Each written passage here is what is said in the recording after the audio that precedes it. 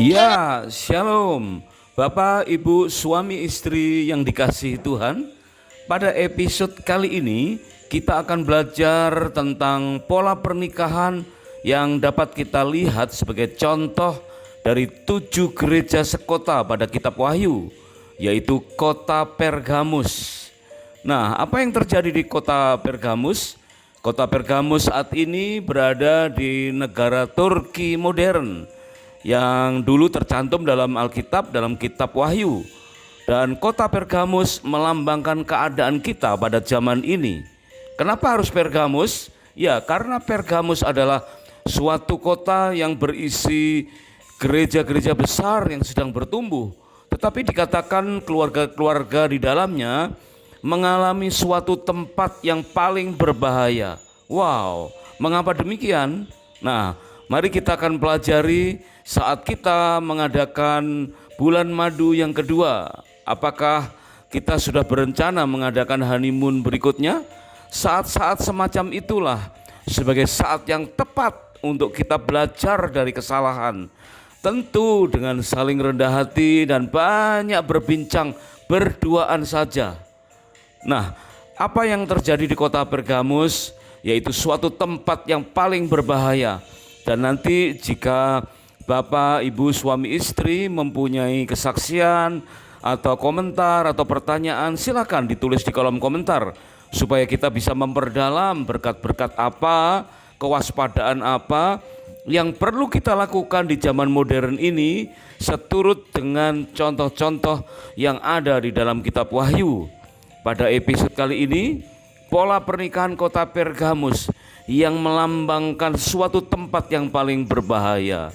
Yuk kita mulai. Kembali kita simak di dalam kitab Ulangan pasal yang ke-24 ayat yang kelima. Di situ dikatakan apabila seseorang baru saja menikah, kemudian honeymoon selama 1 tahun lamanya, dan dibebaskan dari semua tanggung jawab, semua pekerjaan, semua peperangan yang sedang dialami oleh bangsa Israel, berarti Tuhan ingin supaya kita selama 1 tahun, artinya belajar fokus tentang hal-hal apa saja yang kelak akan membahayakan rumah tangga kita. 1 tahun belajar tentang keruntuhan keluarga-keluarga di kota Pergamus. Apa yang tercantum di dalam Wahyu pasal yang kedua ayat 12 dan ayat yang ke-13. Firman Tuhan berkata, "Aku tahu di mana engkau diam, yaitu di sana, di tempat tahta iblis." Wow, kira-kira seperti apa ya rumah tangga di kota Pergamus itu? Gereja-gerejanya besar, bertumbuh dengan luar biasa, dan mungkin anggota gereja itu terdiri dari keluarga-keluarga yang mapan, yang nyaman. Ya, mungkin mereka nampak secara ekonomi mungkin berada di satu daerah atau menempati rumah di klaster yang mapan, yang nyaman. Tetapi apa yang dipandang mata oleh Tuhan dengan keadaan seperti itu? Firman Tuhan katakan, "Aku tahu di mana engkau diam, yaitu di sana, di tempat tahta iblis. Dan engkau berpegang kepada namaku, dan engkau tidak menyangkal imanmu kepadaku. Tetapi aku mempunyai beberapa keberatan terhadap engkau." Wah, jadi ternyata meskipun nampaknya rumah tangga kita ya di zaman modern ini pun mungkin nampak nyaman, mapan, tinggal di suatu tempat yang indah, ya, tetapi ternyata Tuhan mempunyai beberapa keberatan, yaitu di antaramu. Wah, ini ayat yang ke-14 dari Wahyu pasal yang kedua dikatakan, "Di antaramu ada beberapa orang yang menganut ajaran Bileam, yang memberi nasihat kepada Balak untuk menyesatkan orang Israel, supaya mereka makan persembahan berhala dan berbuat zina. Demikian juga ada padamu orang-orang yang berpegang kepada ajaran pengikut Nikolaus. Aku akan mengaruniakan kepadanya batu putih yang di atasnya tertulis nama baru yang tidak diketahui oleh siapapun selain oleh yang menerimanya." Bapak, Ibu, suami, istri yang sedang mengadakan honeymoon yang kedua, masa honeymoon yang spesial dengan hati yang terbuka, ini perlu kita selenggarakan untuk kita berkesempatan menguliti kelemahan dalam berumah tangga, meskipun kelihatannya mapan, meskipun kelihatannya nyaman. Kita perlu menguliti kelalaian pola bergereja sebagai keluarga rohani dan menegur kesalahan di dunia kerja. Jadi benar-benar kita harus terbuka sebagaimana Tuhan memperingatkan keluarga-keluarga di kota Pergamus, benar-benar sarana untuk melakukan introspeksi dan rela belajar dari kesalahan. Kita tahu bahwa banyak dari kita punya kendala besar, yaitu ketidakmampuan membedakan antara memenuhi kebutuhan kita atau memahami keinginan Tuhan, sehingga kita mengejar apa yang salah. Dan itulah yang sering terjadi. Dan dari ketujuh gereja di kitab Wahyu itu secara khusus adalah Pergamus, meskipun kelihatan aman, meskipun kelihatan nyaman, ya tetapi ternyata banyak teguran-teguran yang Tuhan berikan kepada mereka. Dan ini pun harus kita buka hati kita, teguran itu bisa saja ya terjadi dalam kehidupan kita saat-saat ini. Bagaimana Tuhan mengajar kepada kita tentang 7 gereja yang berawal dari gereja di kota Efesus, sebuah gereja yang kehilangan kasih semula. Kemudian yang kedua, gereja-gereja di kota Smyrna, dikatakan pernikahan di ujung tanduk karena bisa terpleset oleh rasa khawatir atau rasa takut. Sedikit saja terpleset dan tidak setia bisa jatuh. Padahal Tuhan menyediakan janji kepada gereja-gereja di Smyrna, apabila setia sampai mati, Tuhan mengaruniakan mahkota kehidupan. Ya, ada teguran, tapi begitu mengikuti teguran itu, taat dan berbalik dari dosanya, maka Tuhan menyediakan upah, yaitu mahkota kehidupan. Dan saat ini kita belajar kota ketiga, yaitu kota Pergamus. Kota yang memiliki arti nama sebagai Heights of Elevation, married, and when the church enter into a union with the state, it was guilty of spiritual fornication or Balaamism. Kota Pergamus berbicara tentang ketinggian standar perkawinan, tingginya standar perkawinan yang harus terus dijaga. Tetapi saat itu ketika gereja masuk ke dalam persatuan dengan negara, rumah tangga terjebak dalam perpolitikan, dan itu sebagai bersalah atas percabulan spiritual. Dan keadaan kota Pergamus itu hari-hari ini kita kenal dengan istilah sinkretisme. Dan itu keadaan yang paling berbahaya, tidak nampak dari luar, tapi Tuhan berkata, aku tahu engkau berada di mana. Tuhan mempunyai beberapa keberatan terhadap Pergamus karena menganut ajaran Bileam yang memberi nasihat kepada Balak, seorang raja Israel, untuk menyesatkan orang Israel, makan persembahan berhala dan berbuat zina. Inilah yang disebut sebagai percabulan spiritual atau sinkretisme. Itu merupakan satu keadaan yang paling berbahaya. Jika rumah tangga terdiri dari orang-orang suami atau istri yang akhirnya terjebak dalam ajaran Bileam dan melakukan persatuan dengan perpolitikan, maka di situ dikatakan terjadilah sinkretisme, percabulan spiritual, kompromi dengan okultisme. Tuhan mempunyai keberatan-keberatan itu tentu ada dasarnya dan kita harus menyadari apa yang Tuhan inginkan. Tetapi Tuhan menyediakan berkat yang dikatakan barang siapa menang akan diberikan mana yang tersembunyi dan batu putih yang di atasnya tertulis nama baru. Ada pemulihan, ya, ada pemulihan, ada nama baru yang tidak diketahui oleh siapapun selain oleh yang menerimanya. Bapak, ibu, suami istri yang sedang mengadakan honeymoon yang kedua, persatuan dengan negara atau perpolitikan negara sebagai bersalah, sebagai percabulan spiritual, dan ini sebagai tempat yang paling berbahaya. Mengapa? Karena kita mengenal ada 7 area dalam peperangan rohani, ya, yaitu mengalahkan 7 gunung yang harus kita kalahkan ya, yang harus benar-benar kita yakin menang satu demi satu. Dan peperangan yang paling pertama adalah di area C, church spiritual. Di situ dikatakan area kemuliaan, di mana kita harus menang lebih dulu di area spiritual. Di dalam Wahyu pasal yang kelima ayat yang ke-12 dan pasal yang ke-17 ayat yang ke-9 sampai dengan ayat yang ke-14. Di mana area-area ini dari 7 gunung ini harus dikalahkan satu persatu. Kita harus mendakinya dari bawah sampai ke puncak dan menguasai gunung demi gunung yang berawal dengan gunung spiritual. Jika yang pertama gunung spiritual ini sudah bisa kita kuasai, kita terbebas dari perpolitikan dengan negara atau bersalah atas percabulan spiritual atau tidak termasuk dalam sinkretisme, maka barulah kita beranjak menguasai gunung yang berikutnya. Dan prioritas setelah area spiritual yaitu area family, keluarga atau rumah tangga. Nah, disinilah peran kota Pergamus menjadi sangat penting, karena setelah area family dikuasai, barulah kita bisa menguasai area-area yang lain. Area education, area development of the poor, area business, area art dan entertainment, dan area government. Dan disinilah area-area yang kita bisa sepakati dengan para suami dan para istri masing-masing untuk mulai mendaki dari dasar dan mencapai ke puncak gunung dan menguasai semuanya, semua peperangan itu.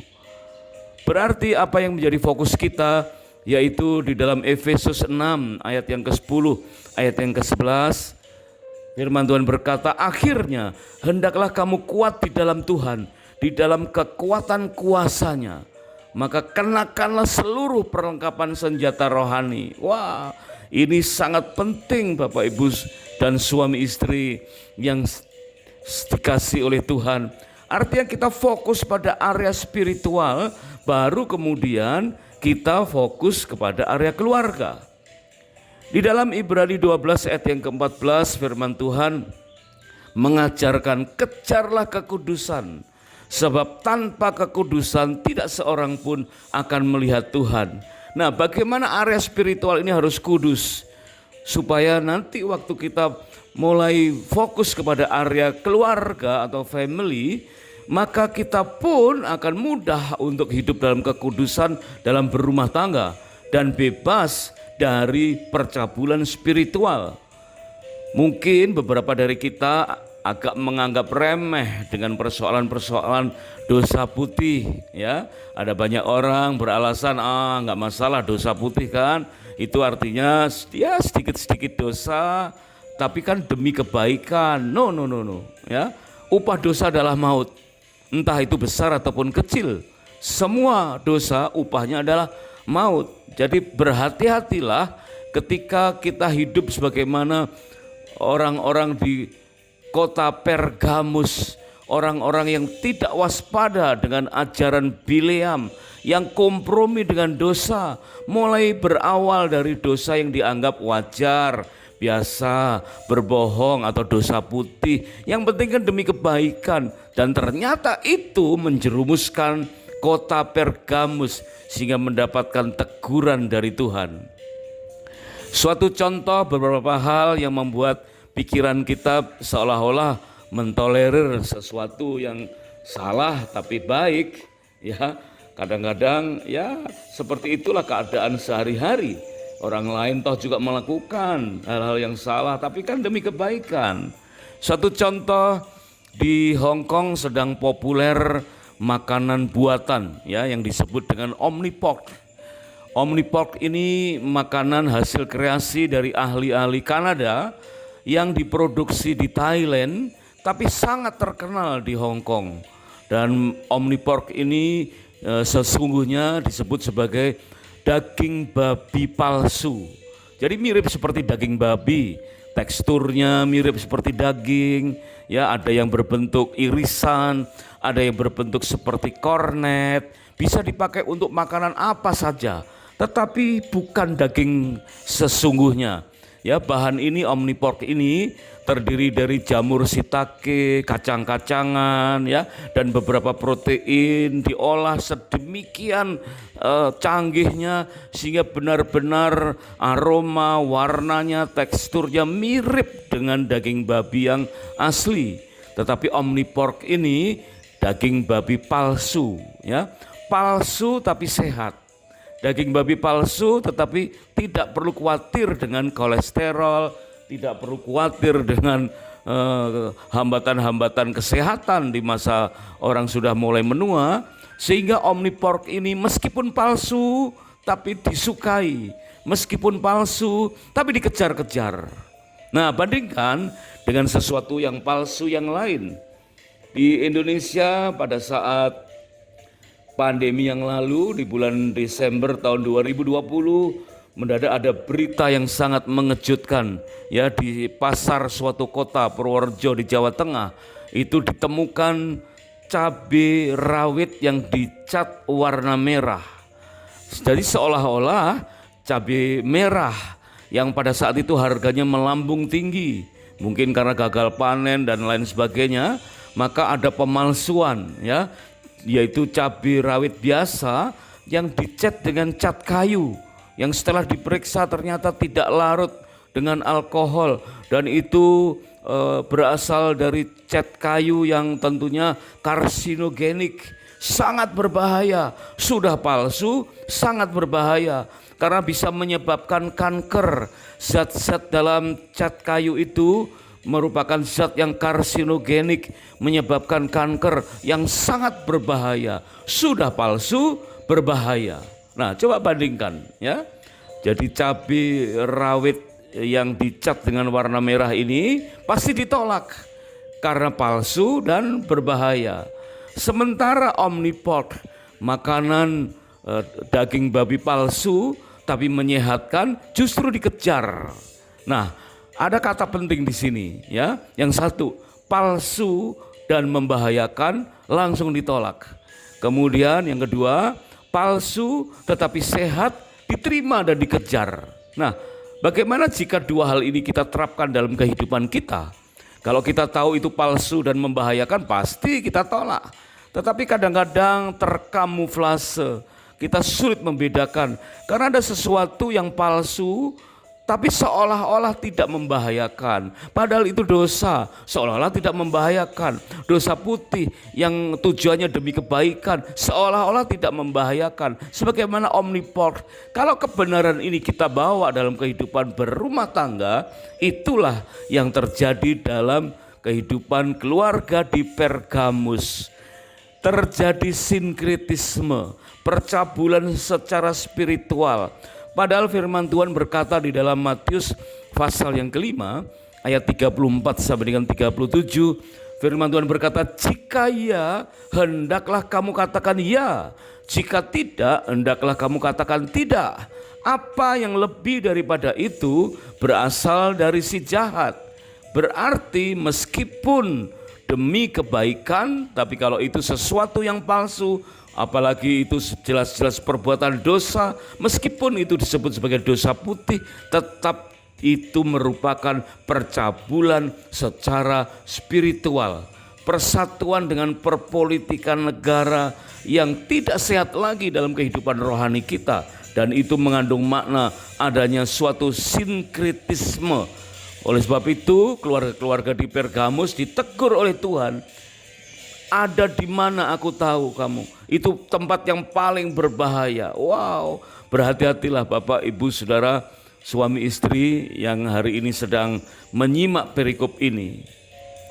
Kita kembali kepada fokus kepada keluarga ya. Pergamus itu tidak fokus dengan kekudusan.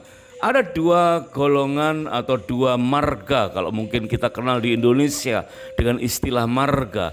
Tetapi ini penelitian diadakan di Amerika, yaitu dua orang tokoh. Yang pertama bernama Jonathan Edwards dan yang kedua Max Juk, yang hidup sekitar abad 17 dan diteliti di abad ke-18 dan kemudian menjadi pedoman-pedoman di abad 19 sampai dengan hari ini. di mana keluarga Jonathan Edwards ini adalah awalnya seorang pengusaha, tetapi kemudian menjadi revivalist. Dan selama 100 tahun diteliti, ada ratusan bahkan ribuan keturunan-keturunan Jonathan Edwards.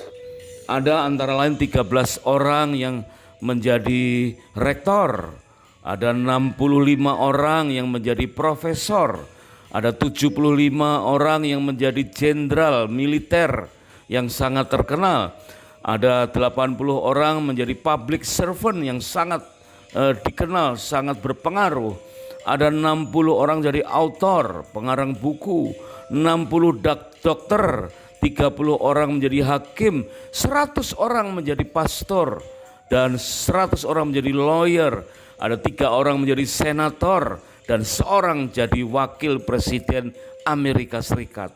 Wah, sungguh indah keturunan-keturunan Jonathan Edwards ini. Ya, tentu keluarga Jonathan Edwards tidak sebagaimana keluarga di kota Pergamus, ya, yang tanpa sadar mungkin mereka tanpa sengaja ya kompromi dengan dunia. Bandingkan dengan Mark Jukes yang awalnya juga seorang pengusaha, tetapi beristrikan seorang wanita yang agnostik. Ya, mereka tidak mau disebut sebagai orang yang tidak percaya Tuhan, ya. Tetapi mereka percaya Tuhan, tetapi mereka tidak menyembah Tuhan. Dan akibatnya mereka jatuh ya dalam usaha, dan keluarga demi keluarga keturunan-keturunannya selama 100 tahun, wah, sulit ditemukan. Jika ditemukan ternyata ada dalam keadaan sangat menderita. Ada data mengatakan 310 keturunan Mark Jukes itu mati di penjara. 150 orang terlibat kriminal. 7 orang dikenal sebagai pembunuh, dan 100 orang lebih sebagai pemabok dan tentu tidak bekerja. Dan 190 orang ditemukan di area-area prostitusi. Wah, keluarga Mark Jukes ini ya dikatakan sebuah marga yang sangat-sangat menderita. Nah, jika kedua keluarga ini kita padankan dengan firman Tuhan, di dalam 1 Timotius 5 ayat yang ke-8, firman Tuhan berkata, tetapi jika ada seorang yang tidak memeliharakan sanak saudaranya, apalagi seisi rumahnya, orang itu murtad dan lebih buruk dari orang yang tidak beriman. Wah, berarti keluarga Mark Jukes tadi, saudara, dikatakan meskipun katakanlah dia orang Kristen karena di negara Kristen, tetapi ternyata istrinya adalah agnostik. Jelas Tuhan memvonis mereka sebagai orang yang murtad, yang lebih buruk dari orang yang tidak beriman. Tidak beda dengan keluarga di Pergamus. Sungguh alangkah indahnya jika kita bisa meneladani keluarga Jonathan Edwards yang terhindar dari dosa Pergamus, sehingga kesimpulannya adalah kalau kita mencari keturunan keluarga Jonathan Edwards, dikatakan kita sulit menemukan orang brengsek dari keturunan marga Jonathan Edwards, karena semuanya orang baik-baik. Sebaliknya keluarga Mark Jukes, kita sulit menemukan orang baik ya dari keturunan Mark Jukes, karena yang ditemukan selalu orang-orang yang brengsek, orang-orang yang tidak baik. Sebab itu hari ini kita perlu waspada dengan teguran-teguran Tuhan terhadap Pergamus, adanya persatuan dengan perpolitikan, bersalah atas percabulan spiritual, melakukan sinkretisme. Di dalam Yudas ayat yang ke-11, karena kitab Yudas itu hanya 1 fatsal, firman Tuhan menegur demikian, celakalah mereka oleh sebab upah menceburkan diri ke dalam kesesatan Bileam, dan mereka binasa karena kedurhakaan seperti Korah. Mereka inilah noda dalam perjamuan kasih-Mu, di mana mereka tidak malu-malu melahap dan hanya mementingkan dirinya sendiri. Mereka bagaikan awan yang tak berair, yang berlalu ditiup angin. Mereka bagaikan pohon-pohon yang dalam musim gugur tidak menghasilkan buah, pohon-pohon yang terbantun dengan akar-akarnya dan yang mati sama sekali. Ayat 13, mereka bagaikan ombak laut yang ganas, yang membuihkan keaiban mereka sendiri. Mereka bagaikan bintang-bintang yang baginya telah tersedia tempat di dunia kekelaman untuk selama-lamanya. Wah, sangat-sangat memprihatinkan ya. Teguran terhadap orang-orang yang mengikuti kesesatan Bileam seperti orang-orang di Pergamus ini betapa memprihatinkan. Kita perlu mewaspadai hal yang demikian. Sebab itu mari kita berhati-hati, berwaspadalah. Kita punya keluarga jasmani, kita punya keluarga rohani. Dalam kehidupan kita bergereja, jangan sampai kita dikatakan dalam 1 Korintus 6 ayat 5 sampai dengan 7, ada dalam keadaan Tuhan mempermalukan orang-orang yang demikian. Seorang dari kamu yang bijaksana harus dapat mengurus perkara-perkara di antaranya. Kepada orang-orang yang tidak percaya kita tidak perlu mengikutinya atau kompromi, meskipun kita perlu bersahabat. Berapa banyak angka perceraian di antara jemaat-jemaat dari gereja besar? Bukankah mekanisme pembinaan pra dan pasca nikah telah ada secara masif? Mungkin yang belum ada adalah keteladanan dari gereja. Maka mengapa kita harus meneladani banyak tokoh-tokoh di Alkitab secara langsung untuk mengembangkan kewaspadaan dan hukum kekerabatan? Kemurnian teokrasi akan diuji dengan rasa cinta damai pada praktek hukum kekerabatan yang dilakukan. Suami istri bukan lagi satu, bukan lagi dua, melainkan satu. Apa yang telah dipersatukan oleh Allah tidak boleh diceraikan oleh manusia. Artinya mungkin tidak bercerai secara hukum atau secara formal, tetapi jika salah satu saja terpengaruh dengan roh atau spirit Pergamus, maka itu sudah menjadi satu teguran yang keras dari Tuhan. Sebab itu bedakan antara status dan fungsi. Bisa saja kita mengejar status diberkati. Mungkin saja orang-orang Pergamus diberkati, ya, tetapi Tuhan ingin kita berfungsi menjadi berkat. Jadi bedakan antara status dan fungsi. Bisa saja kita mengejar status diberkati, tetapi Tuhan ingin kita berfungsi menjadi berkat. Sebagaimana Abraham dikatakan, kamu akan menjadi berkat bagi bangsa-bangsa lain. Wah, luar biasa. Dan ini akan terjadi jika kita sanggup menghindari dosa-dosa dari kota Pergamus. Bapak, ibu, suami, istri yang sedang mengadakan honeymoon yang kedua, kota Pergamus berbicara tentang tingginya standar perkawinan yang harus kita ikuti. Ketika gereja masuk ke dalam persatuan dengan perpolitikan negara sebagai bersalah atas percabulan spiritual atau melakukan sinkretisme, itu merupakan tempat yang paling berbahaya. Pola pernikahan semacam inilah yang harus kita hindari. Sebab 7 kota terdiri dari gereja-gereja besar yang melambangkan keadaan kita pada zaman akhir ini, di mana dari 7 gereja tersebut disingkapkan keadaan yang sebenarnya. Kemudian Tuhan menyampaikan apa yang Ia sukai dan apa yang Ia tidak sukai. Nah, kota Pergamus tentang tingginya standar perkawinan ketika gereja masuk dalam dosa sinkretisme, kompromi dengan dunia, percabulan spiritual, itu merupakan tempat yang paling berbahaya. Hari ini harus kita hindari dengan kekuatan Tuhan. Terima kasih sudah menyimak. Kami sangat bersukacita jika episode ini dapat menjadi berkat, dan terima kasih jika berkenan untuk subscribe atau like, dan silakan di-share ke pasangan-pasangan yang lain. Jika ada kesaksian atau pendapat-pendapat tentang kota Pergamus, ya, atau kejadian-kejadian yang mirip dengan itu, silakan ditulis di kolom komentar supaya kita bisa menjadikan berkat bagi yang lain. Kiranya Tuhan Yesus memberkati pernikahan dan rumah tangga kita dengan berlimpah-limpah-limpah. God bless.